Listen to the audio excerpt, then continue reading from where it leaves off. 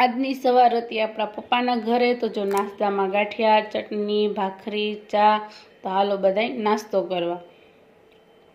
નાસ્તો થઈ ગયો એટલે અમે નાહી ધોઈને ફ્રેશ થઈ ગઈ. તો હવે દિવાંશભાઈ સૂતા, તો ચાલો આપણે રસોઈ બનાવી નાખીએ.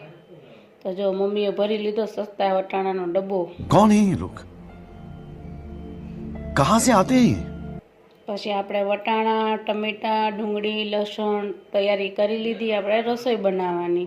જો આપણું શાક બની ગયું છે, તો ચાલો આપણે જમવા બેસી જઈએ. તો જમવામાં શાક, છાશ, રોટલી, અથાણું. ચાલો જમવા. જો અમારે દિવાંશભાઈ તો ધાતનું તપેલું લઈને જ બેસી ગયા. પછી જો માસી ભાણીઓ રમતા હતા. પછી બપોર થઈ ગઈ, દિવાંશભાઈ દિવાલારે રમતા હતા એકલા. પછી પડી ગઈ સાંજ, તો એના મામા જોડે રમતો હતો દિવાંશ ને વાત કરતો હતો કે લાવો મને પણ ભૂંગળું આપો.